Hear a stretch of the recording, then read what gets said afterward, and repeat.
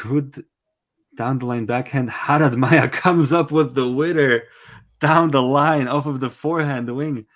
Oh my Incredible. God. I was sure that Igor had won that point 2 or 3 times. What a point here off on the match point. What a That shot to go for that on the forehand match is a point. carbon copy of Rafa's against Daniel And Medvedev. Guga Kueten in the crowd loving it, Yeah. standing up, getting hyped. That was a carbon 7-7. copy of Rafa's against Daniel Medvedev. If anyone remembers when Mark Petchey on the English commentary says that is the best shot he has ever hit when he breaks serve in the 5th. Now here we go. Haddad Maia serving at 7-all. Set point or match point once again. Coming up after this one. Misses the first serve into the net.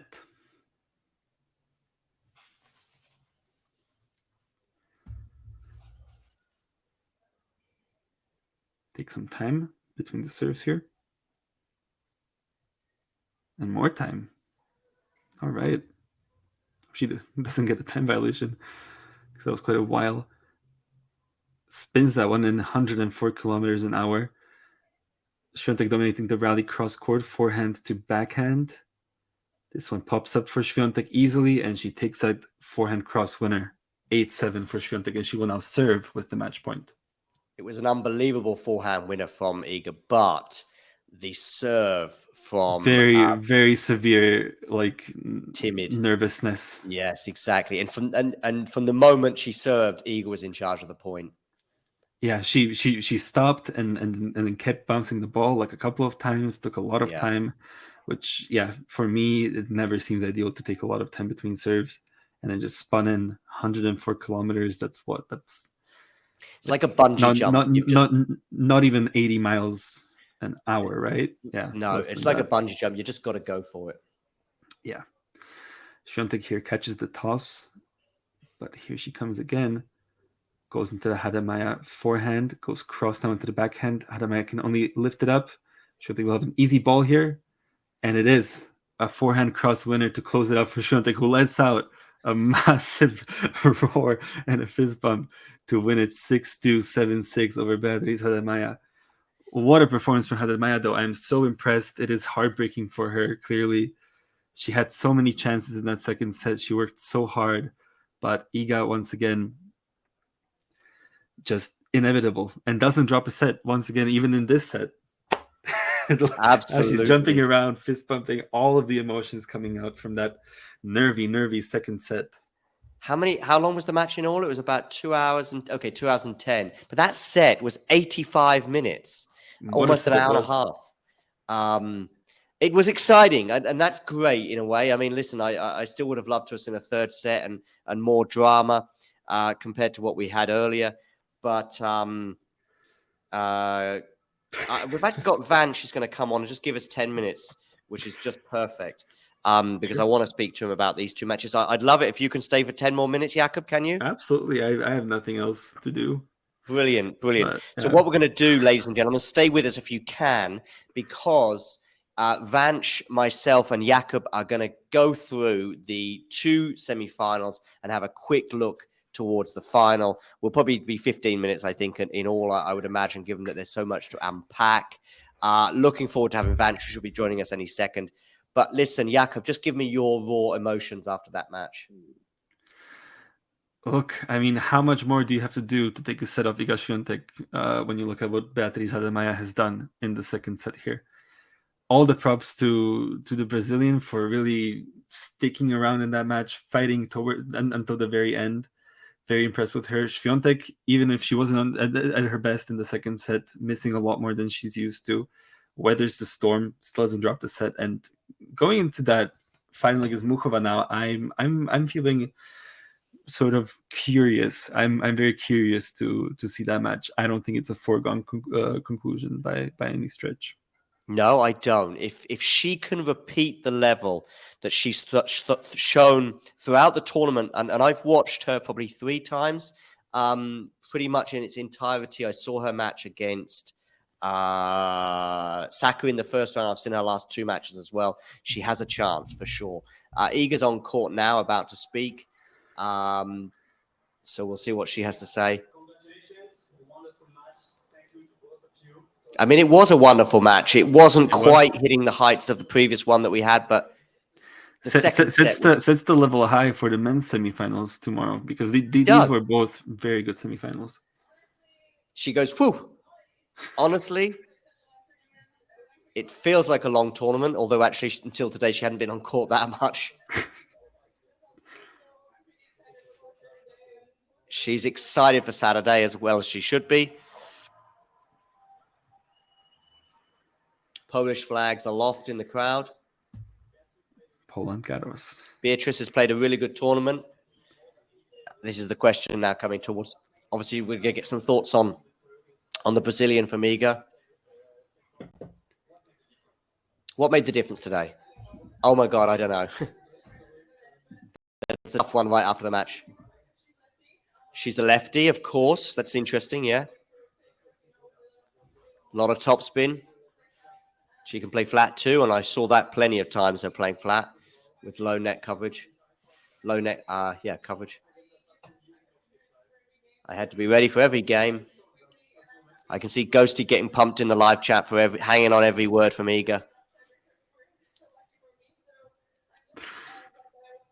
Just glad I was solid in that tie break.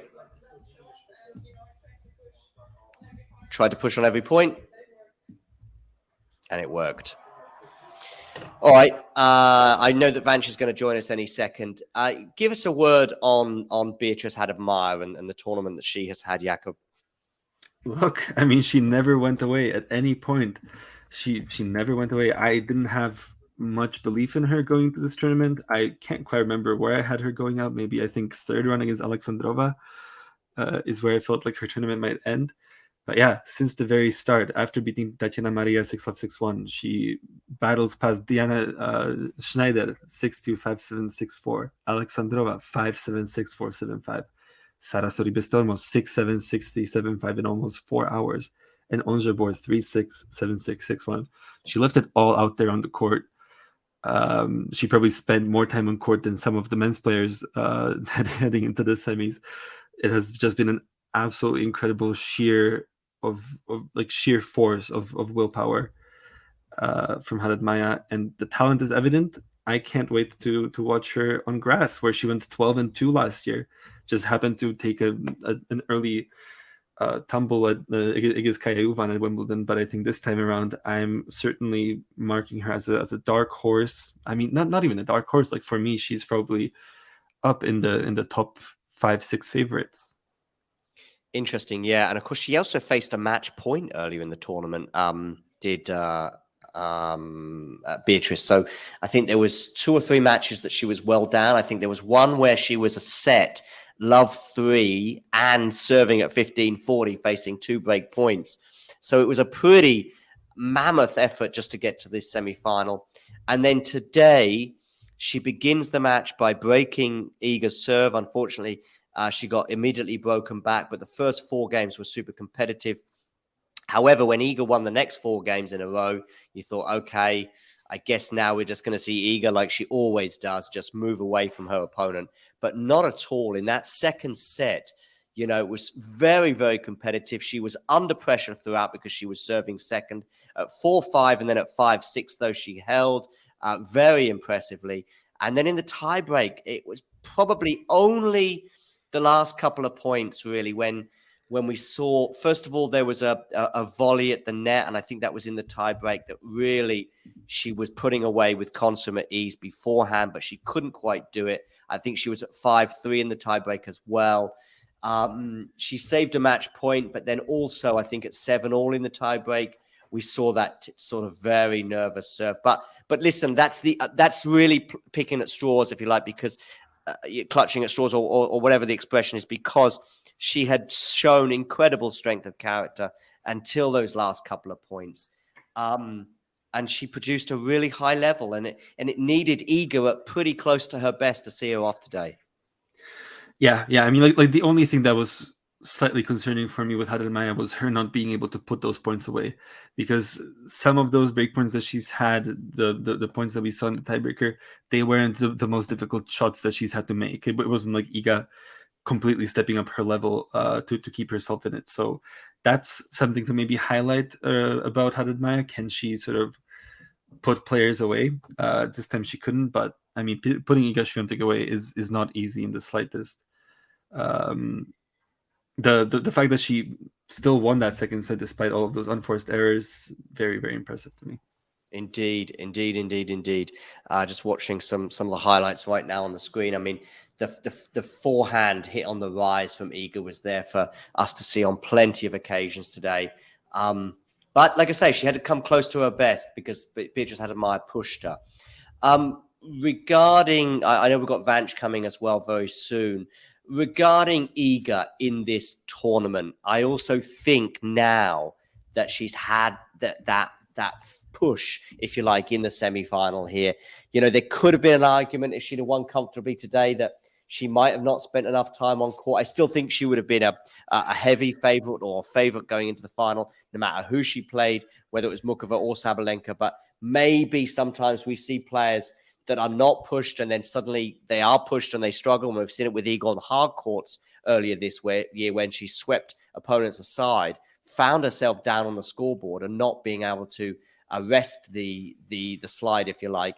But I think that actually will do Iga good today, being pushed how she was. I'll come to the final in a second when I get Vanch here because I don't want to go around. I'm just looking at that forehand down the line on match point from Haddad Maia. Boy, oh boy. There's been some excellent points in that match. Anyway, just any final thoughts on this semi-final before we look back on the other one? Yeah, I mean, like, I don't know when the last time is that Iga Swiatek won a match where she hit more unforced errors than winners. I think that's sort of uncharacteristic from her. And actually, like both players hitting more unforced errors than winners. It really didn't feel like that. This was like a high level of a match that might get unfortunately a bit forgotten because of how incredibly impressive that first semifinal was. But still, brilliant day of tennis. And hello to Vanch. Hi, Vanch. Hello. Vanch, you've joined at just the right moment because I want to do a look back on the first semi-final right now. How special was that, Vanch? That was one of the best women's semifinals of a major that I've seen in recent years. To be completely honest, I mean, there's a few other matches that probably come to our minds. Thinking of the 2020 U.S. Open semifinal day when we had Serena and Azarenka, that was the second match. The first match being Brady and Osaka. That was a really high level, both of those matches. And then I think 2018 Australian Open, you have Halep and Kerber. That was a phenomenal semifinal as well. And then I want to say a couple in 2021 as well. The Krejcikova against Sakari that had all the drama towards the end with the match point saves and Krejcikova finally coming through 9-7 in the third. But this one for me was amazing because I love the stylistic contrast between sort of the all-court craftiness of Muchova and just the straight-up brute force and power and, a really improved version of Aryna Sabalenka, who, I certainly thought was going to take the match in the third set. And I guess we can get onto that in a bit. But yeah, we certainly can. I'm gonna let's hear from Aryna Sabalenka, at least a soundbite from her press conference afterwards. Let's see if we can share this with you. Hopefully, with the wonders of technology, this will work. Did not want to play tennis. Aryna, you've told us that it's been a very challenging 2 weeks for you emotionally, and you have also said that you have wanted to look after yourself and your mental health and well-being. Has there ever been a time in these 2 weeks when you felt like you did not want to play tennis? And also, has there ever been a time when you thought your emotions would not allow you to play your best tennis? No, there wasn't anything like that. Yeah, I felt bad emotionally after one press conference. As I said, I couldn't sleep, but the only thing I can do well in this life is play tennis. So I try to focus on things I could control and I could do. So there wasn't any moment when I was like, I don't want to play tennis. No, I really want to play tennis. And that's the only thing I do well in life. And I have some control. So that's okay. It's been great couple of weeks with some challenges, emotional challenges, but I think I get through it, and I don't know. I think I'll be stronger. Good to hear that she's taken that defeat okay, in a way, at least in that 1 minute soundbite. Yeah, we will see. Jakub, what are your thoughts on the collapse from her, if you like, in those last 5 games? Look, I mean, it was absolutely insane. Like, she's serving for the match and she's missing almost every single ground stroke. She's 40-15 up at 5-0. She double faults twice. It most definitely was, maybe emotional, psychological, whatever it was. But it is concerning. And we can't really say if she's recovered well from it or not until we see her at Wimbledon, until we see her challenge at Wimbledon. Maybe that doesn't happen for the first few rounds like here. But yeah, we'll have to sort of see her get back into this moment and manage to close somebody out to sort of believe that. But yeah, Yorkshire in the house. you know right away who's asking the question when you hear him. I also appreciate just how slowly he speaks, because no one else from Yorkshire speaks that slowly. But yeah, he's certainly provided lots of entertainment, not just this year, but in other years as well at Roland Garros. I actually came across him. I bumped into him at Wimbledon last year. I also saw him at the French Open last year as well, just walked past me, and I sort of said hello to him, even though we'd never met before. I just knew who he was. What do you think, Vanch? Are we being too harsh on Arena and maybe not giving enough credit to Karolina in that 5-game spell? For those of you, by the way, just tuning in, Karolina Muchova was 5-2 down in that third set and ended up cramping, looking horrible, right? Looking like she was done pretty much. Yeah. What do you think about that spell, Vanch? Yeah, I definitely agree. It was a collapse from Arena, just because Muchova did well to save the match point on her own serve, but then after that, when she served for it at 5-3, a lot of ground stroke mistakes, a lot of balls like just well long, kind of struggling to control even when she made the first serve, she had a lot of chances to like finish off the point and build the rallies with those heavy ground strokes, and just kept sailing long on her. And she also had those double faults at 5-all, and it all just kind of happens very quickly. It can be one of those things that I thought that this was in the past. I was a little surprised that it happened this time. I mean, we did kind of see a similar 5-game stretch when she played Sloane Stephens in those nighttime conditions. And she went up 5-love, and then it became 5-all really quickly. And I just think Muchova is too good for there to be a collapse like that. And she took full advantage of it. And the longer the rallies went throughout this entire match, I really felt like Muchova was getting the upper hand, especially because she was using her defense extraordinarily well. And then she's so good at finishing at net and coming forward whenever the opportunity presents itself. And she's such an all-court volleyer, so many different types of skills when she's defending and when she's attacking and closing out those sharp volleys. And I just felt like any small little collapse, either one of these players were going to capitalize, but I felt like it was one of the most inopportune times for that to happen. I saw Muchova as well as she embraced her team in the tunnel of the Philippe Chatrier court. She went off court, embracing them, and then some tears were there as well. I'm very, very pleased for her and wish her all the best in the final. And we'll come to your thoughts on the final in a second, though, Vanch. But first, I want to get Jakub and I have already sort of spoken about this during the previous match. We had a chat about it, so I'd like to hear what you think, Vanch. Where does this match rank in this year's matches of the year? Certainly on the WTA side, although I'd actually argue on both sides. For me, there were 3 matches, and I'd like to hear your thoughts and rank this match in comparison. The Madrid final between Sabalenka and Swiatek, where I thought the level was insane pretty much throughout, and it had a lot of drama too. There was the Australian Open final as well between Sabalenka and Rybakina. And by the way, hats off to Sabalenka, because she's involved in all 3 of these matches now, winning 2 of them, and unfortunately for her, coming on the wrong side here. Where does this match rank for you in those 3 for me, which were the 3 best matches of the year? I still felt like the ball striking for 3 sets and the unbelievable Yeah, first strike tennis in combination with what was on the line. I still have to go with the Australian Open final being my number one choice. Uh-huh. Just because of the occasion, the moment, and all three sets were really high quality. Yeah. I guess in this one, the first two sets were extremely high quality. You had a little bit of a level dip afterwards, but nonetheless, it added to the drama. So I would say I would put this either second or third. Um, I, I do like I did really enjoy the Madrid final. Just Me as too, yeah. I mean, So- I was in Madrid, Vanch, so perhaps there's a little bias for me, and that can skew your opinion. But yeah, that's got a special place. But I think, like you, I'd probably put Australia at the top. By the way, if Owen was here, you know what he would say?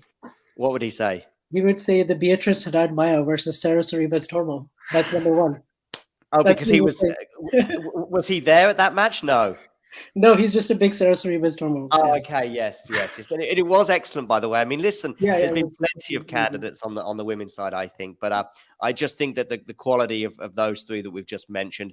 But yeah, I wasn't so focused on this match, unfortunately, that I had to work at the time, but I was sort of split between, so that can also affect how we feel about matches. But I know Jakub, who was commentating, and by the way, Jakub has done back-to-back commentaries right now. I hope you're still feeling energized. But I think Jakub, by the way, probably puts today's at the top, right?